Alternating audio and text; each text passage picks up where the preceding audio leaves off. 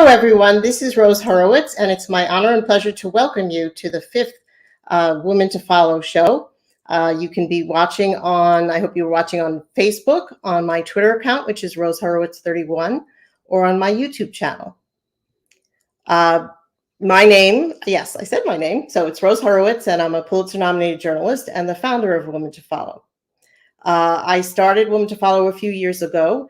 It became a hashtag trend that people were naming women from all over the world in different professions, and then I followed it up by writing profiles of women, and now I'm doing a live stream show. So welcome, and I'd like to bring on my guest today, who is Jamie Broadnax, who is the CEO. Hi, Jamie. Thank you for joining us. So excited to meet you. It's a pleasure to meet you. Thank you for having me. Well, thank you. Let me just tell everybody a little about who you are and how you came to be. It's a great story. Jamie, before she graduated with a master's degree in film from Regent University and a bachelor's of science in broadcast journalism at Norfolk State. And she's covered some of the greatest entertainers, including Oprah Winfrey, and has written for publications like Variety, The Hollywood Reporter, Vulture, The Lily, which is put out by the Washington Post. And she had an idea for a podcast, which she's gonna for an online site. So when she was doing that, she had an idea. So why don't we begin there? Tell us what you were doing. Well, first, tell us where you are and how you are during this pandemic. Oh, well, I'm doing fine. Everybody's fine. Family's doing great. We're all healthy. So I'm definitely blessed. No one has been affected by the pandemic, God willing. And I'm based in Virginia Beach, Virginia. So that's where I currently am right now. Yeah. There before the pandemic as well? The same. Yeah. I've been in Virginia now since 2012. Prior to that, I was in Wilmington, North Carolina for a bit, and used to live in New York for quite a bit. So I've been around, but Virginia's been my home. I've been born and raised in Virginia, and I came back home to take care of my mom. She was sick for a bit. She's fine now, but came back home to take care of her, and kind of been stuck here ever since. And let's see. So what did you do as a film major, after when you graduated? What did you start out doing? So as a film major, it's interesting. When I went to film school, the goal was to work in film. That didn't quite happen. I ended up working in a Fortune 100 company, working for a call center. And I decided to figure out, okay, well, let me pivot into marketing and see if I can find something more creative, because I've always wanted to work in a creative space. So I actually went back to school and got a graduate executive certificate in marketing. And I applied for many positions. I won't even tell you how many. It's embarrassing to say how many times I applied. I saw a video. So tell us how many. It was because I think it's great to hear, when somebody's successful, what the barriers they went through to make the hoops that they jumped to get there. Yeah, I think it was like over 80 times I applied for marketing positions, and I even was flown to corporate like twice for a marketing job, thinking, okay, they're flying me out, they're putting me in a hotel, like I got the job, and didn't get the job, obviously. So yeah, I guess God was trying to tell me, like, no, marketing is not for you. So yeah, in 2012, February 1st, I decided to go to Google, and I just did a search engine. I did a search in Google's engine search of the term Black Girl Nerds, and nothing came up. And I've always been interested in geek culture and, going to Comic-Con and just that whole space. But when I saw that Black Girl Nerds didn't come up, I just thought that that was interesting. And I had been blogging off and on, especially when I lived in New York. I actually had independent film blog called New York Indie Scene that I had started with a friend of mine. We had used to blog while we were bored at our jobs in New York. So I was doing that for a bit. So I had some blogging experience, but it wasn't until February 1st of 2012 that Black Girl Nerds really started. And that can you tell us what were your other, like, what did come up when you searched Black Girl? Just curious. Yeah. When I went into Google Images, it was white women wearing glasses with black frames. Wow, really? That was in the search engine in 2012. Now you'll actually see nerdy Black girls up there. But back then you would not see images of Black women. You started a movement, a very big movement then, which is great. Tell us, do you remember what your first blog was about? Yeah, the very first entry was me saying it's February 1st at 2 a.m. I'm going to start a blog called Black Girl Nerds. So that was the very first entry, just me. Like it essentially was a blog, which, at that time was considered like a personal diary, personal web diary. So that's kind of how my first entry looked. It was just like me entering my diary entry of what I'm going to be doing, and that I'm just going to be talking about, sort of just ranting and raving about all things geek culture. And yeah. And did it go viral, the first one? It didn't go viral. That would have been awesome. But but what was awesome was within 48 hours after publishing that, I did get an email from a published author who was interested in writing for me, and was like, I stumbled onto your site. And I feel like I'm probably fast tracking a little bit. I did have a Facebook page prior to creating Black Girl Nerds, the site. So did you have a group, or it was just your? Well, I don't know if they had groups. Maybe they did have groups. It was just like a fan page, which that fan page exists today. Yeah, it was just a fan page, and I think she saw the fan page and then inevitably saw the site. But it was kind of weird because she just saw it so fast. So I guess Google just latched onto the term. And she emailed me and was like, I am a published author. I would like to write content, with you on the site. And I was just like, I can't pay you, but yeah, sure. And she was like, I don't have a space for writing this kind of content. You've created it. So yeah, that happened. And then slowly more people started reaching out as my content and her content was building together. And okay. Started to evolve. Yeah, from there. And when did you start the podcast that you do with everybody? The podcast is called BGN podcast, right? Yeah, it's the Black Girl Nerds podcast. We use the acronym for short, BGN podcast. I started it in March of 2013, and a friend of mine, I was on his podcast at the time. I didn't even know what a podcast was. I literally had to go to Google to find out. And he was like, you should do a podcast. And I was just like, okay. And I started it in March of the following year after I had published my own blog. And I didn't do it daily like he did his, but I did it once a week. And it really kind of took off. It was definitely during a time when, obviously now everybody's got a podcast, but it was during a time where podcasting was really new. And it was a good time for us because we were able to just have these fresh, raw conversations, and everybody just gravitated towards it. And it was also live. So we weren't recording it and publishing it. We were just going on Blog Talk Radio and doing it live, which now I don't even know how I did it back then. Like, how long was the podcast back then? What's that? How long was the podcast about?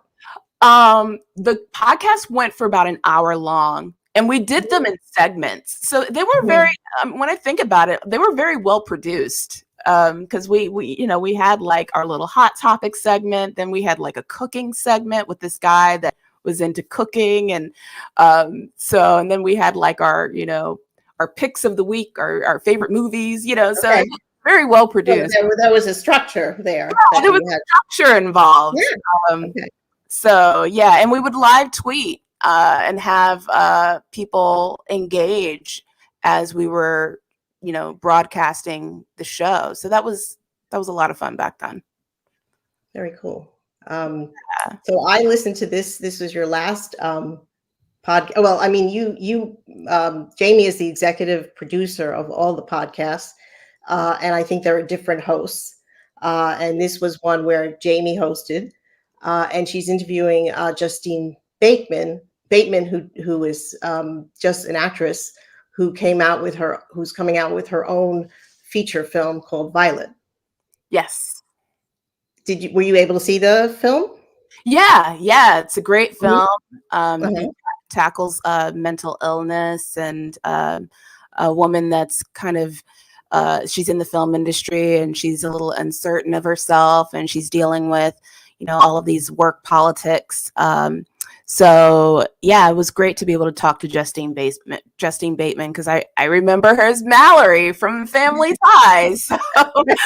You know, I'm a big fan of her work and her brother's work, and so yeah, it was a great chance to talk to her. And then during the podcast, she was like, because I talked about the fact that she's on Clubhouse, she's got a big following Oh, on. I heard that. She was asking you, she wanted to follow you, and I Yeah, didn't know she had, because I go on Clubhouse sometimes. I didn't know she had a film room uh, yeah, she has one her day a own. week. Oh, she has her own the film forum, I think it's called, or the film club. So she's created a community on Clubhouse, and she's like, "Oh, well, what's your Clubhouse handle? I'll follow you." And I was like, "Okay." So that was cool. You were following her already, I think, right? Yeah, yeah. I went ahead and followed her, and Yeah. yeah, it was great. It was wonderful. Mhm. And when is there in your, I guess it's like you've been interviewing, big stars and directors for at least like 9 years. Is there anything that you try to get at when you're interviewing in particular? Or, Anything that I'm trying to get out of them, you said? yeah, or get to the root of, or does it vary according to the person and what they're doing? I mean, so like the kind of journalism I do, it's very focused on the project that they're attached to. So it's not like Mhm. a Barbara Walters type. So I'm not going to talk about their childhood or, anything that's controversial that they're, involved in. So if I am having a conversation with a celebrity about anything, it's specific to that project that they're involved in. So usually I we'll think do. with Justine, you talked about what was the transition like as an actress, and how did that help her or guide her, inform her as she became a director? Yeah. Those questions are always very interesting to me because Justine Bateman, this is her directorial debut. So I'm always curious when actors transition to directors. How did that guide you as an actor to direct these actors? To when you worked on this project, did you gain some? Did it help you? Did your acting experience help guide you in the directorial process? What did you get from that? So yeah, Mhm. those are the kind of questions that I like to ask actor directors, and I've asked that before of some other actor directors in the past. Okay. So yeah. I think let's see. Let me just take a minute, and we've got some people watching, and I want to say hello to them. We have Julia Weeks, who's I think you know her. How do you know? Tell us a little how you know Julia Weeks. I produce a medical show with her, and she's part of a team that's called Digimentors, and we do uh, we've been, since the pandemic, doing various live stream shows and bringing many events that were supposed to be in person virtual. Yeah, many years ago, I used to live in New York City, so she was my first roommate. Wow. I had many roommates, and Jules was my first one. So, yeah, that was some interesting times living together in Harlem. So yeah, good times though. I She's miss you. Southern. She's Southern. She just got married, and I know. I'm so yeah, happy for her. I'm so yeah, happy for great. her. We have Neil Parrott, who's watching from Springfield, Virginia. I don't know if that's Oh, cool. anywhere close to you. Paula Kiger is watching from Tallahassee, Florida. And Andrew Katz is asking a question. What is your favorite film? Yeah, you probably wouldn't think this. My favorite movie is Reservoir Dogs by Quentin Tarantino. I've always, yeah, I've always liked that film. I've always admired the fact, even though I know he's a controversial director, but I admire the fact that he wrote that script in 3 days, and it's just always been an interesting. The performances are very interesting and very compelling to me, and it's one of those movies that every time it comes on TV, I have to stop what I'm doing and watch it. So, yeah. Okay. Let's see who else might be tuning in. Paula is saying she can't hang around, but she knows it's going to be a great show. And Julia put in a comment. Jamie is one of the greats. So we have a mutual fan club, which is really nice. We have Terry Gaberman, who just joining us from Wilton, Connecticut. Hi, Terry. Thanks for joining us. Let me take back a step. When you were growing up, Yeah. What did you play at? What did you think you wanted to be? I wanted to be an actor. I wanted to be a lot of things when I was younger. I wanted to be an actor at one point. I wanted to be a news anchor at one point. I wanted to be a lawyer at one point. So yeah, I went through a period of my childhood where I wanted to be many things. But I always knew I wanted to do something creative. So yeah. And how did you focus on film? I mean, I've always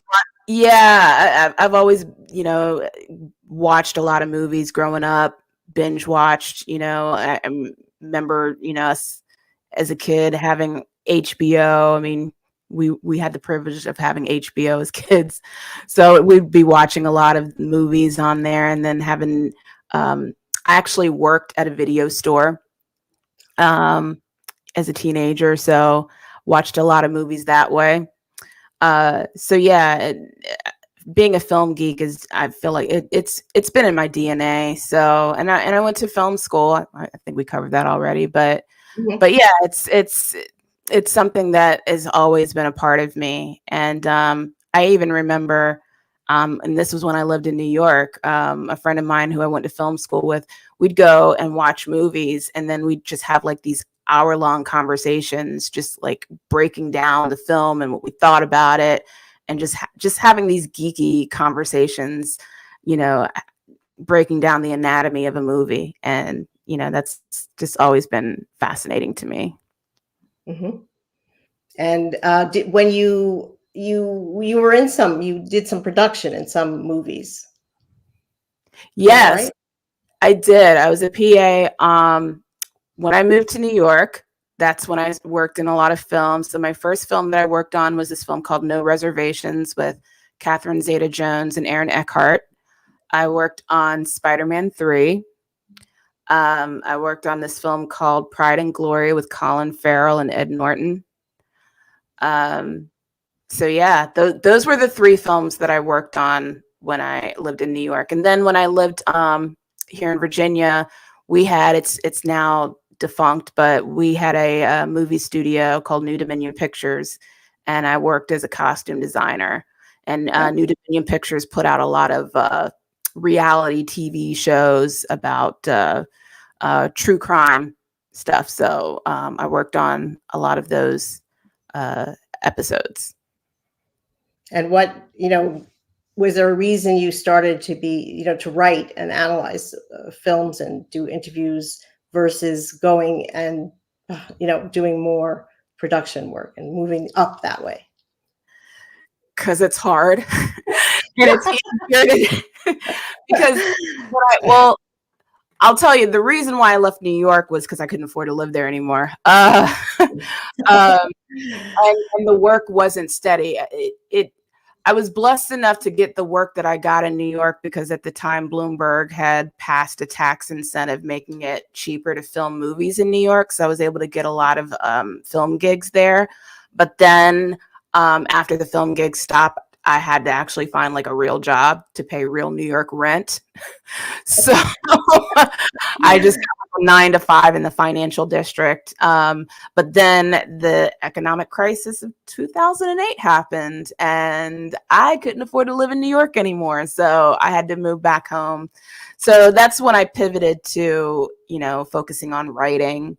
And then, between where I'm at now and that was when I was working like 9 to 5 jobs in the Fortune 100 company and the marketing stuff. So yeah. And can you talk about how that experience in some of those Fortune 500 companies has informed your own growth, the growth of Black Girl Nerds? I mean, I think getting rejected over 80 times will definitely, it definitely humbles you. It definitely checks your ego. It also makes you realize what's more important. I'll say this, there was a time where right before I created Black Girl Nerds that I was looking for opportunities in the geek space and looking for opportunities as a writer. And I'm not going to say names, but, I was looking for a site that was for women geeks and wanted to write for them and got rejected. And even trying to write for other sites that weren't really geek related, but got turned down as a writer. So that experience taught me to create my own table as opposed to asking for a seat at the table. So I think that trying to find these jobs in marketing throughout all of these years and getting rejected one, turn after turn made me realize, what? Maybe it's time for you to create your own opportunity instead of just trying to look for them. Now, that may not work for everybody. You can go out there and take that traditional route and, go to college, get that degree, go for that career position that's aligned with your degree. But I think for me, it just wasn't in the cards for me to, get into film. It wasn't in the cards for me to get into marketing. And I was kicked into another direction that was meant for me. So I think the lesson for me was just not giving up. And I'm glad I didn't, because I probably would have ended up having a job where I was just miserable. So you created your own space. I mean, yeah. And how did, I guess, how did you make money at this, and how are you making money now? I think you on the phone, you talked a little, tell us about the growth and what milestones there have been in the growth of Black Girl Nerds as a business, well, I think let's go back, because there was a turning point, right? There was something that tell us about, one thing you were doing when you started to watch some TV shows. What happened? When I started to watch some TV shows. You were watching TV shows, and what were you doing when you? Oh, the live tweeting. Yes. Yeah.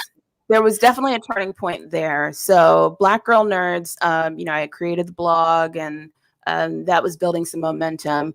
But then I also had a Twitter account that I created because I thought that obviously Twitter was doing something pretty phenomenal where people were connecting in a very organic kind of way. And I figured if I have this Twitter account, I can promote a lot of content from my site onto Twitter. But what I didn't realize what I was doing was And I'm not that smart. I'm really not. But I was tweeting from my Black Girl Nerds account, but I was using it as a personal account. I mean, in hindsight, I probably would have done things different, but in essence, I actually ended up being a marketing guru, I guess, with building my brand, because by using the Black Girl Nerds Twitter account and using it as a personal account, I was engaging with people personally, the Black Girl Nerds followers, and then I was live tweeting TV shows. So I would live tweet Scandal, and I would do, what everybody does, say, Olivia Pope girl, what you doing? So, and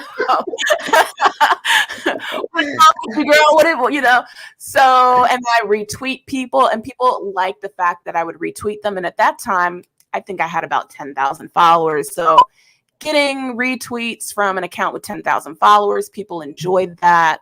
And then Shonda Rhimes, TV showrunner for Scandal, retweets my tweets. And then not only her, but Kerry Washington, Tony Goldwyn, like the cast of Scandal are retweeting me, engaging with me.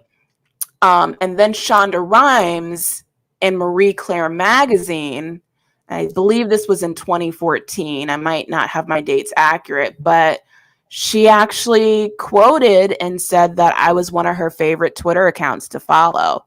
And that shocked me. I was just like, what? That is crazy. Because I guess she had seen, my activity and my behavior on Twitter and just really liked it. And when they interviewed her about who's your favorite people to follow on Twitter, she had this list of people, and I was one of them. So yeah, that was pretty awesome.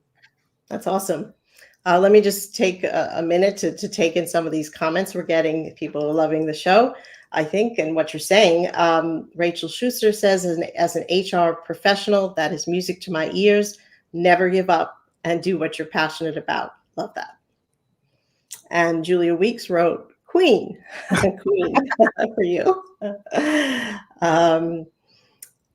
And Stefan wrote, our producer, who I'm very thankful for, is doing this producing for us. Wow, seriously impressive list of films you have worked on. Oh, thank you. And Tammy Ellen McLaughlin, who lives in New York City, a good friend, wrote, hi ladies, so interesting to hear Jamie's New York City stories. I haven't heard that. And Anne Arriaga is saying a fabulous guest and a wonderful host. And she's tuning in from New York. And Alan Katz, who is my husband, is watching from upstairs. He's saying, what is your feeling about so many films streaming in lieu of being shown in theaters? Ooh, that is a good question. Well, I'm probably going to have a very unpopular opinion about this. So I am of the opinion that, first of all, I haven't been in a movie theater since The Invisible Man came out. So that was a while ago. At least not the original. Yeah, not the one with oh gosh, now her name escapes me. The actress from The Handmaid's Tale. So anyways, it's been Elizabeth. No, what? Elizabeth. Is that the actress? Anyway, I'm not going to try that with you. yeah. You guys know who I'm about. Okay.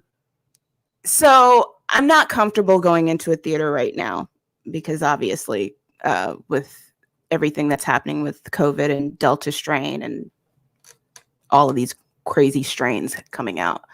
I think that obviously theaters, studios, theater distributors definitely have their bottom lines, and they have a business to run, and they definitely have money to make. And there are movies that deserve to be seen in a theater, like Dune, for example. That's a movie that should definitely be seen in a theater. But I think that people should have the option to watch a movie in their home or in a theater and shouldn't be forced to go into a theater. So If it were up to me, I would prefer to see movies at home right now until I know that it's 100% safe to go back into a theater. And right now, I personally don't feel 100% safe. I am just, I'm not feeling this urgency to just, let's go to the theater, guys. Let's, pack everybody in there and let's go back to normal, because things aren't 100% back to normal. So I'm not feeling that. And I know that things are really complicated with, how things are being made financially, and with the whole controversy with Scarlett Johansson and Black Widow and all of that. But again, people's health and people's lives come first and priority. And I just feel more comfortable that we look at that first before thinking of, bottom line and capitalism and all of that stuff. So yeah, if we have the benefit of, being able to stream and provide links and do all of that for press and for people to watch films in the comfort of their home, let's give people that benefit and not just force people to go to the movie theaters. And if they do want to go to the theater, then let them go to the theater. So that's my opinion. How many movies have come out where the only place to see it is in the theater, would you say? It's been a few. Like Shang-Chi was one of the movies that Disney first released that's come out in the theater. I know, yeah, that's the first one that comes to mind. I think Dune is another one that Warner Brothers is, but no, Warner Brothers is going to be releasing that on HBO Max. So there's been a handful of the movies. Shang-Chi just comes to mind because as someone who has been covering a lot of the Disney movies and that whole controversy with Black Widow, they had put that on Disney Plus, and then Scarlett Johansson didn't get the money she thought she was going to get through the theatrical distribution. So yeah, I don't recall how many films have come out theatrically only. But yeah, it's Universal Pictures. I know they've had so most of the movies are still available to watch online. Yeah, just the big studios, Universal Pictures, Sony Pictures, those got like the movie Venom, the sequel to Venom. Like those guys are still trying to get those movies to have theatrical distribution, and that's it. They're not trying to get those to, be on demand, so. Julia Weeks. Oh, my husband wrote in, Dear Evan Hansen is theater only. Right, Universal Pictures, yeah. Dear Evan Hansen. Mm-hmm. And Julia Weeks wrote, oh, we have a room raider for you. The bookcases, lovely and interesting in the back. So you're getting a room raider on your background. And Tim, hi Tim. Tim's son is tuning in from Pennsylvania. But we had a comment from Julia Weeks. She put in a link to. So want to see that. Is that? I'm not sure what she's. Is she? Are you talking about Dear Evan Hansen, Julia? I'm not sure. Yeah, I haven't seen it either because it's only playing in theaters. So I want to see it as well. I saw the play, the musical. So she put in a link to Netflix sets up shop in Bushwick, which is just from this Monday, yesterday. 700 that they put in 170,000 square foot studio. Have they said how many people they're gonna employ? Let us know, Julia. Or do you know about this? No, I didn't know that. But look, Netflix got money to burn, so it doesn't surprise me that they are setting up shop in New York. So another Steiner Studios over there for the New Yorkers. That's good. I mean, Netflix is huge. So watching the award show this year, my husband noticed, I mean, there was barely any, they were all Netflix or Amazon, and, huge change. And do you see that trend continuing? Is my question. Yeah. I mean, these shows, these movies. I mean, first of all, I really love a lot of the shows and the movies that are coming out from the streaming networks. I was literally watching the season 2 of The Morning Show right before doing this interview. That show is amazing. That show is I haven't just, seen that one yet. Yeah. oh yeah, it's so brilliant. Brilliant writing, brilliant cast. So that's an Apple TV show. So yeah, all of these streaming shows, and they give these writers the liberty to just be able to be as creative as possible. So yeah, streaming is definitely not going anywhere. And I think the pandemic definitely gave a lot of opportunity for more writers and producers and directors to put out more projects because more people are at home, watching movies as opposed to going to the theater. So, yeah. Mm-hmm. So you like to see that as a creative person, right? Yeah. And again, I'm not opposed to the theater. Like I'm not anti-theater. And I will definitely go to the theater once I personally feel safe. I just think that like right now, I just think that the theater is just not a place for me personally where I feel comfortable seeing movies. I'd just rather be in the comfort of my own home. But look, Shang-Chi right now is like one of the highest grossing, I think, movies so far this year with Marvel. So they're not hurting. The movie theaters are doing fine. So My son's in college, and he and his friends went out, went to see it the first day, I think. So, yeah. But one question. So, one of the things I saw in looking about, at some older clips of you was that there was an interview with you about, I think it was 2015, talking about the Emmys that year, and how I think it was the film that won that year, the one about the musician who goes to the South, green belt green. I think it was the same year Pink Panther came out. Green Book. Green Book. No. Yes. Yeah. Oh, okay. And Okay. you were saying to the person in Australia that this is a great year for Black actors and actresses. That it's not Oscars so white, it's Oscars so Black. Oh gosh, wow. I'm trying to remember that conversation. Anyway, I was lucky enough, Sri Srinivasan, whom I know is a journalist and leads this social media seminar every year, had the founder, of, I'm thinking of her name. Why is it escaping me at the moment? Who's going to cut right in with that? But she came, the one who created Oscar So White, talked about the hashtag and how it took off. Yeah. I mean, here's how I feel about this year. People were saying that the whole show featured so many Black performers, and there were many great movies, but that white performers and like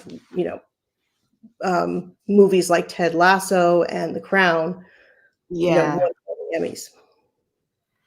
Yeah, I mean, it's a system. It's systemic. So first of all, there's the Academy, which I believe the Oscars the Academy has become more diverse now. They've made efforts to bring in more people of color to vote on, who ends up getting nominated and such. But it even goes further than that, because then there's, the critics, then there's, the people that are promoting these films. So there's the editors, the writers, the trade publications. Many of those trade publications don't have a lot of people of color at the trade desk, writing the stories, Because at the end of the day, you got to remember that these films are being gassed up by the media. So if I don't like the idea that we say that there's not enough diversity, because I don't believe that to be the case. And that might be a very unpopular thing to say, but it's true. There's a lot of diversity. We're just not recognizing it.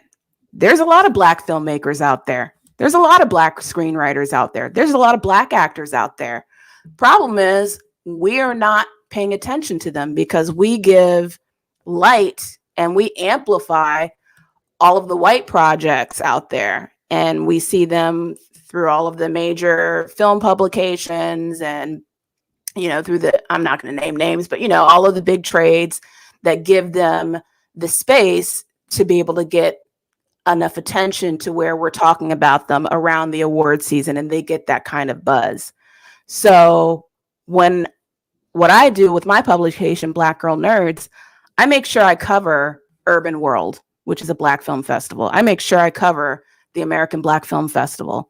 I make sure I cover the Pan-African Film Festival. I make sure that we're covering these, short films that are by these independent Black filmmakers, because I don't believe in this notion that, that it's only just white films that are getting attention. Black films are out there, but we've got to give them the attention, because if they are ignored, then yeah, you are going to see the Oscars so white, conversation. But that's only because the people that are the gatekeepers are the ones that are, turning the other cheek and giving attention to the white artists and the white creators. But we're out here. We've always been out here, and we've always been creating. Thank you. I just want to say, I think I got mixed up in talking about the Oscars and the Emmys, so forgive me. Okay. Sorry. That's okay. It's a live show, so no editing of the podcast here or the show. And Stefan is telling me April Rain. I knew it was April, and I was, I was forgetting the last name. And Julia Weeks is saying, in response to what you were talking about, with that there are the Black writers and creators are here, they're not getting the attention. So she's saying, how can we change this? Yeah, we've got to. Yeah, we've got to just give them the attention. So seek them out, give them platform them, interview them, write stories about them, review their films, give them the same kind of attention that you would give a Dear Evan Hansen. That is the only way that we can change it, because if everybody is giving buzz about this new Black film that came out the same way you give buzz about this new, white film that's getting Oscar buzz, then we wouldn't have to create a hashtag around Oscars so white or whatever. So it's really about amplifying. And that's what, you're doing with your site and with your writing. And let me know, you talked about the jump, the turning point with Shonda Rhimes, naming you as one of her favorite Twitterati. But what happened? Were you able to start paying yourself? When were you able to start paying your writers and editors and visual and for your, the writers? Yeah, so that happened. So when I started Black Girl Nerds, I was still working a full-time day job. So this was not something that happened overnight. And I did that for like a good 6 years. So it wasn't until 2018 that things really started to kind of pop off. And I would earn revenue here and there. It wasn't consistent revenue. And the revenue that I would get from Black Girl Nerds would come from being a social media influencer. So it would start there because of building that Twitter following. Every now and then people would approach me to be like, hey, can you live tweet this TV show and we'll pay you? And I'm like, oh, okay, because I used to do it for free. And when I first got approached to get paid for it, I'm like, wait, people pay you to live tweet TV shows? This is a thing? So when that became a thing, I went ahead and definitely took advantage of it. And then as the site grew and the content was, people were obviously reading it on a daily and the traffic started to build, then I got approached by digital agencies, advertising agencies, to partner with them to build ad revenue on the site. And I formed a partnership with an ad agency to get consistent revenue to my site outside of Google AdSense, which is a joke. So once that happened, which was in 2018, was when I was able to really monetize. And that was when I also decided I didn't need the 9 to 5 anymore. And that's when that all happened. So. And how many people are on a full-time or part-time basis at Black Girl Nerds and the podcast? Yeah, so all of the people that work for Black Girl Nerds are independent contractors. And currently there's about, I think about 15 to 20 of us. Some are, when I say 15 to 20, it's not like full, like everybody's doing like a whole bunch of content. It's like there's some people that will write 2 articles maybe a month, but then I have some writers that will write like 5 articles a week. So it just depends. And then I have a team of copy editors, and then I freelance out a web developer to help me out with, technical issues with the site. So yeah, but pretty solid team. That's great. And if you look ahead, there's a story about you. Black Girl Nerds is building a geek empire from the outside. Good headline for you in the Wire. As you look ahead, where do you see how do you see Black Girl Nerds developing? Is it in new media in terms of or in content? Can you, where do you think you'll be in 5 years? Or what's your hope? I mean, I definitely hope Black Girl Nerds is evolved into like a big multimedia space where, first of all, I cannot say that I have freelancers that work for me, but I can say I have full-time employees, that get paid medical benefits and 401ks and all of that, and that I have an office space. So that would be great. It would be great to also have like a print publication. A lot of people ask me about, have you ever thought of doing a magazine? I would love to do that. So that would be great. And I'd also like to expand our video content a little bit. We have a YouTube channel. It's good. We have a pretty, somewhat decent number of subscribers, but I'd like to expand our video content a little bit more. So yeah, just kind of building more and expanding out the multimedia content of what we've already put the foundation on, that we've already laid the foundation on with BGN. Mm-hmm. And what do you see for the future of audio, social media?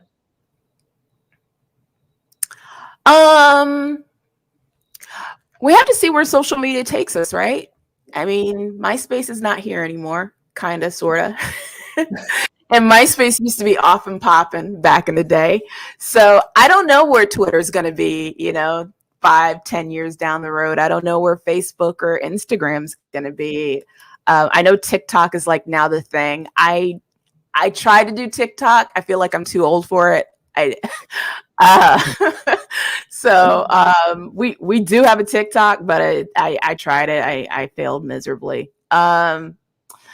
So I don't know how to answer that. I don't know where the future is. I just will stay in the spaces that I'm in and, navigate those new social media platforms that develop. When Clubhouse started, a friend of mine, I actually got introduced to Clubhouse as probably an early adopter. I think July of 2020 is when I got introduced to the app, and that was back when there was just a whole bunch of Silicon Valley geeks on there. So yeah, I'm happy to jump on any app that is new and be an early adopter and figure it out. But for now, I'm happy with the platforms that I'm on, and seeing where it takes me. Okay. Julia commented, TikTok, yes. She's a fan. And let me ask you a question that I always ask my guests. How do you started? It wasn't a hashtag. You started a whole site. Black Girls Nerds. So, and we've seen the influence that a hashtag like Oscar So White from April Rain has had. What do you see of of the significance of like my trying to do Women to Follow in terms of women's voices is and Twitter, and not just Twitter, but really social media. What do I see the significance in Women to Follow? Yeah. First of all, I think that's awesome that you've created a hashtag that's gone viral. That's not an easy feat. I think, I remember back when I was on Twitter more often. I'm not on there much anymore, but creating a hashtag and it going viral it's a pretty awesome thing.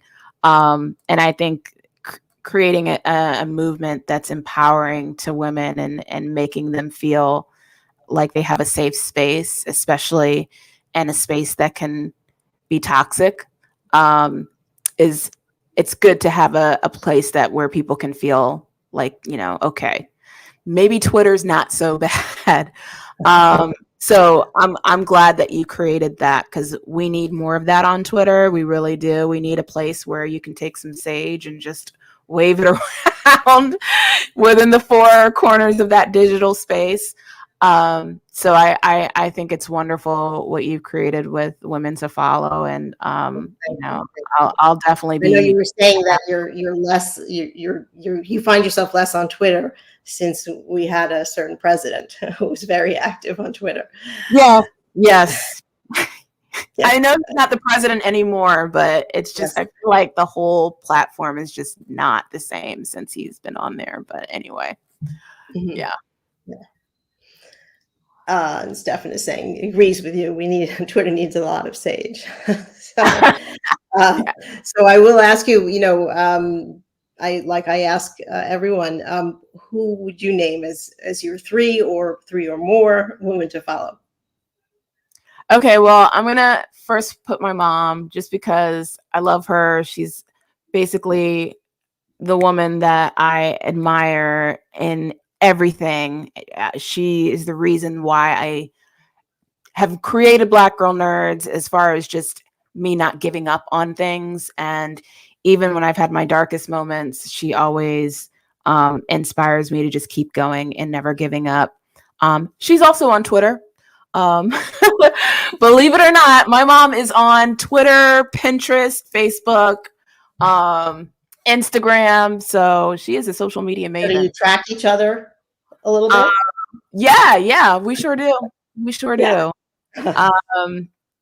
My second one would be Oprah. I've obviously followed her career for quite some time, and as a fellow journalist, I've just admired her from afar. I've always loved what she's done as a talk show host, and how she's been able to get people to open up. And I mean, I remember looking at her interviews and me wanting to interview the way she does, and getting the chance to interview her was the highlight of my career. So Oprah would be my second choice. And for my third choice, it would be Shonda Rhimes, because Shonda, shouted me out and said I was one of her favorite people to follow on Twitter. So I am going to say that she. Oh, look, Stefan found your mom. Oh, wow. Look at you. Yeah. You are great. Yeah, he's great. Yvonne Broadnax. Vonnie, if people want to follow her, it's Vonnie434. That's her. Yeah. Very cool. And I guess we all know where to find Oprah. And Shonda Rhimes. But I loved Scandal. Watched that all the time, and Oprah, of course, I think everybody watched Oprah. Um, so it was really a pleasure to have you. Thank you so much, Jamie, for joining me. I really appreciated your insights, and you're talking about film. I guess we had a kind of wide-ranging discussion, but I really enjoyed it. So thank you. Thank And if you. you could, thank you.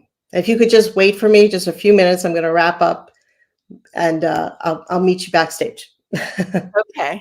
All right. Thank you, Jamie. So thank you, everyone, for joining me.